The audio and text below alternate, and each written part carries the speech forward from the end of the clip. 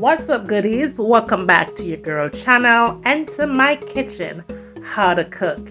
And today, honey, baby, child, am I happy to bring you this particular recipe. I'm going to show you how I turn up a mean vegan brown stewed chicken recipe in the kitchen, fast, easy, and simple. This one is all the way up and mad flavor. I have to tell you that. Now, if it is the first time here, make sure to subscribe to my channel if you have not already. Turn on your post notifications so you will always know when new contents are uploaded. And for all our returning goodies, on already know say, on a girl loving you to the max. You ready for cook? Well, come on, let's cook.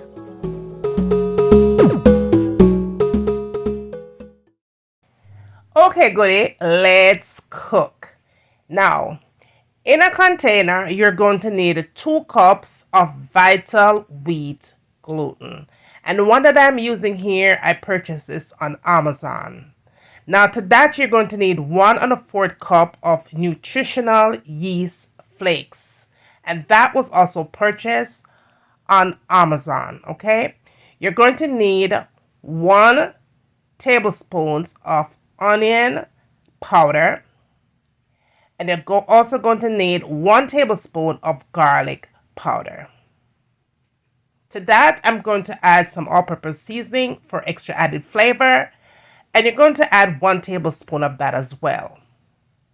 Then you're going to add a tablespoon of paprika. To that, you're going to add a teaspoon of black pepper. You're also going to add about a half teaspoon of salt. I didn't add too much to mine, but you could add it to your liking.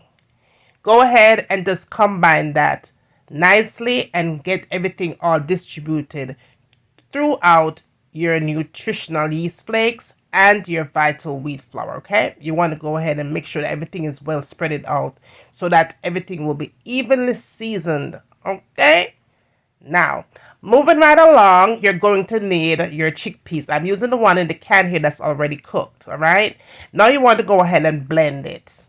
Now to blend it, you're going to need vegetable broth, okay? Do not use water for the recipe. It's going to take away its flavor.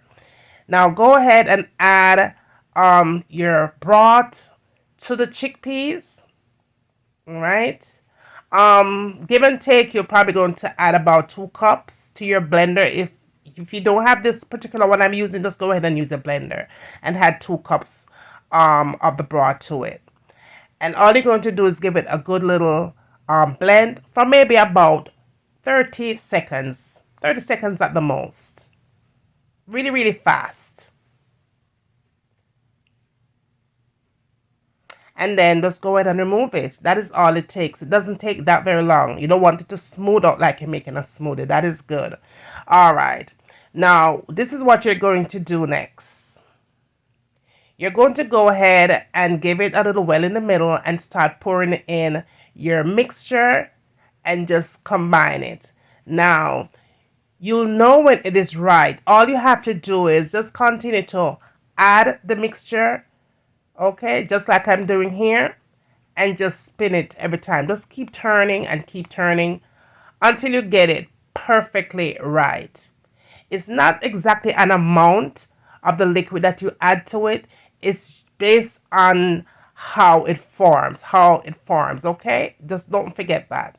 Now, I did have some left over when I got done combining the nutritional yeast, all right? So I just used that. I didn't throw it out. I just used it for later on. And you'll see what I did later on. But give and take, you're just going to go ahead and just keep adding a little at a time.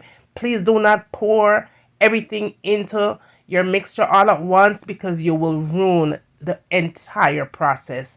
Just go a little at a time until you just get it the right kind of a consistency, like your meat should be. All right.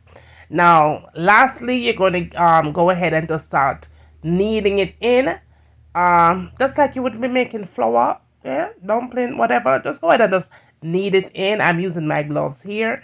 Just knead it in until it looks pretty much like this. That is perfect. perfect. It's just, you'll just know when it's right. You just feel the texture and you just know when it's right.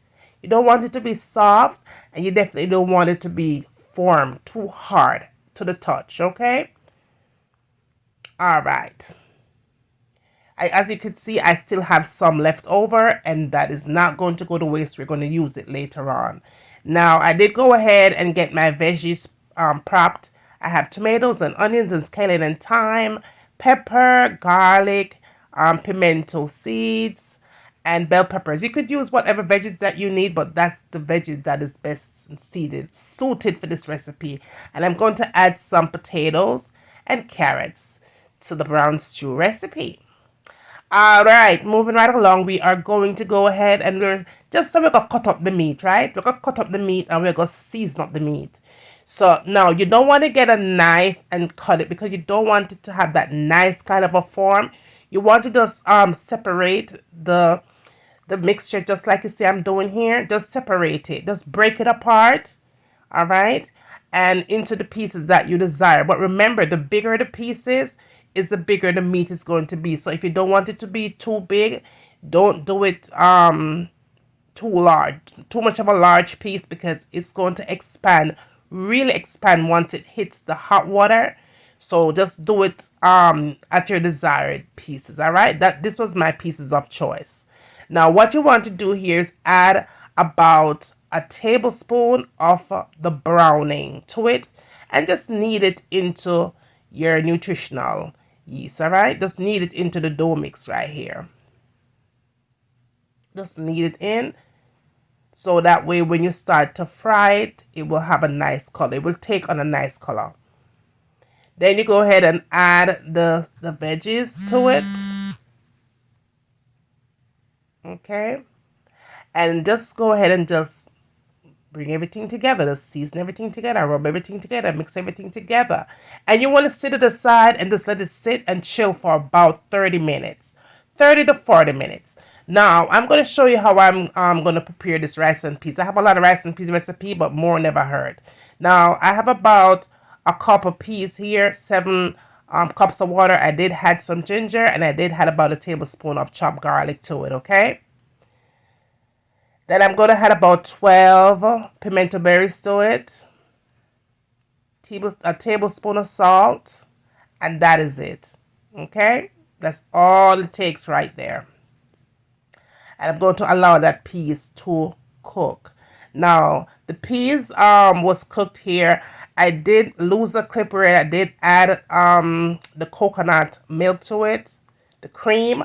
But I did add 2 cups of coconut cream, all right? I don't know where the clip that at, but I did add 2 cups of the coconut cream. Okay, so all I'm doing here is just adding the scallion and thyme to the mix, and 2 peppers here. The peppers are not hot. They're from my backyard. They're not hot. So I just went ahead and just threw 2 of those in there. So that way it has flavor. Allowed it to bubble for another 15 minutes. Now in here I am using the basmati rice, and I have 3 cups of that rice. You're just going to go ahead and just wash it really well, because that rice has a lot of starch. So give it a nice good rinse. And then all you have to do here is make sure you check your peas again to make sure everything is proper. The peas is nicely cooked and all of that other good jazz. Y'all, be sure that you subscribe to the channel if you have not. Don't just watch me here cooking. Be sure to subscribe. And don't forget to turn on your post notification, so that way you will be the first to be notified every time your girl upload a brand new one of them thing, right? Yeah. So make sure you say do that good. Love is so appreciated over here. Now just go ahead and just add your rice into the mix, all right? A lot of times people say them cook rice and peas, and the rice and peas come out flan. The reason why is because you either put too much water in the pot and it come out flan, or maybe you didn't put enough water in the pot and then it come out ade. Now, to take care of that problem, once you put your rice into the liquid, okay, just like so, it is very critical to know that the rice has enough water in it. How you know? You make sure so you have enough water, like at least an inch or an inch and a half above the level of where your rice is sitting. Now mine need more water because I don't have enough water in there. So all I'm doing is adding about another half cup of water to it to bring it up to the 1.5 inch, at least an inch and a half. Now after you had that extra water, you just go ahead and mix it and give it a good mix, and you are good to go. You're good to go, all right? Because remember, once you put too much with just too much water in your rice and peas pot, you can't take out but the water. The rice and peas already mash up and turn flanky.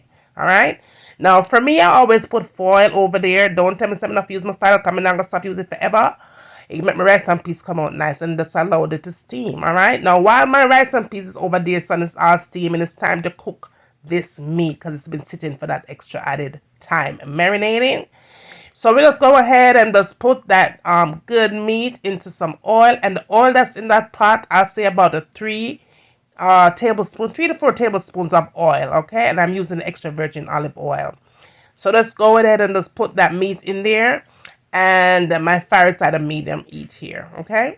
So let's go ahead and put that in, and I'm going to allow it to get a nice color, honey, because remember we are making brown stew chicken, vegan style, in the kitchen. Fast, easy, and simple, and full of flavor too. So yeah, I'm going ahead and just put my meat in here, and trust me, goodie, y'all better make sure y'all save this recipe. It's a good one, a very good one. Now be sure not to get the seasonings in the pot, as it's going to burn the oil, okay? So don't do that. All right, now it's been going for about 5 minutes at a medium heat.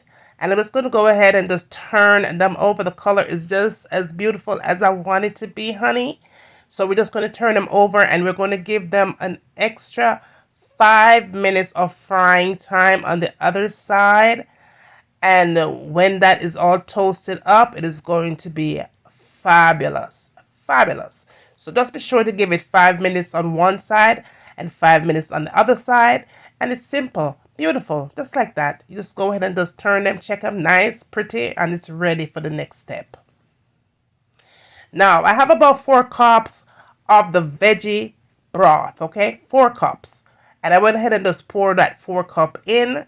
I'm going to allow that to simmer all the way down into the meat. All the way down. It does take about a half an hour. But before you do that, be sure to add a little bit of ginger.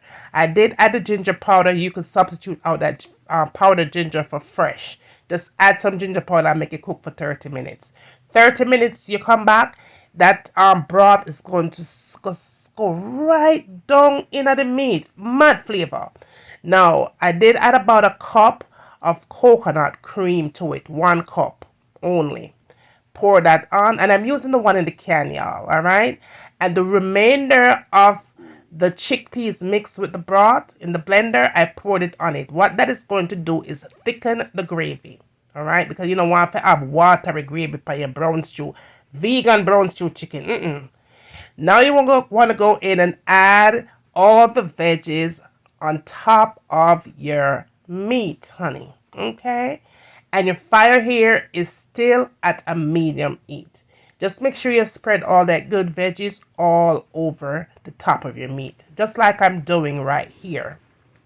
Fast, easy, and simple, as always, and filled with nothing but flavor. Yes, boo. All right. Now, this is what I did. Just to give it another extra little color, because I want it to be nice and colorful, I added about another teaspoon or so of the browning. You could take away or add based on your liking. And then I added about a teaspoon of apple cider vinegar, because I'm not cook nothing without that. You don't know. And so I added just a tad more bit of seasoning, all purpose here, or whatever it is that you like, just for flavor on the veggies, right? Because everything is flavor here. We're talking flavor. Now, I love ketchup on everything. It is optional for you, but it's a must for me in my kitchen. You could take that ketchup out and use tomato paste instead. It's going to work just fine. All right, and that is good right there. We are all done there. All right, don't forget to thumbs up the video. Is good. All right, now I did add another cup of water, okay, because I want the potatoes to cook properly and evenly. So I did add another cup of water, and just cover it up and just make it simmer, make it go and do its thing. While that was simmering, I went back in, checked my rice and peas, and the rice and peas, honey, was all done. I didn't need to add any more water to it. I didn't need to do nothing, absolutely nothing. That extra water that I put on there and just seal it nice and tight and make it steam, it was perfect. It was done. It was smelling good. It was looking fabulous. And honey, yes, this is how you make a rice and peas in your kitchen without making errors. Fast, easy, and simple. I do have, like I said, many different rice and peas method that I do. I will try my best to link one of the rice and peas down in the description, so you go ahead and check that one there out. But yeah, at the same thing, rice and peas. I hope you like that one. Follow the ingredients. If you follow it, you will get it right. Okay, you won't mess it up. And this is the basmati rice. I always use parboiled rice, but today this is the route that we're taking. All right.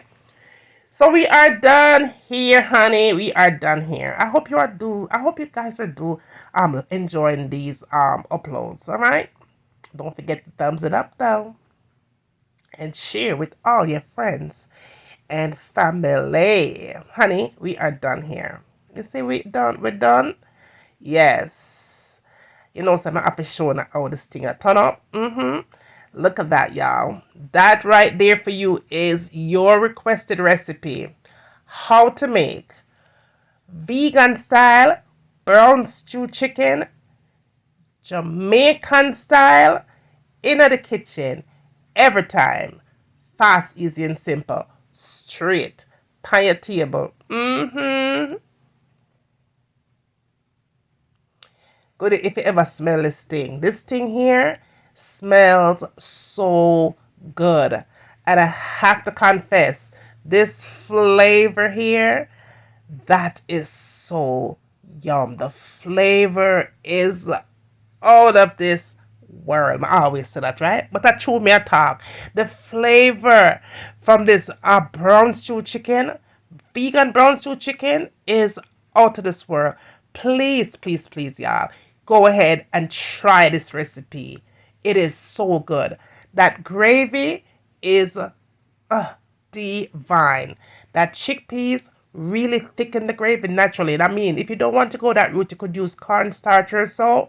But believe me, if you use the chickpeas to thicken up the gravy, it is going to be much healthier and filled with nothing but flavor.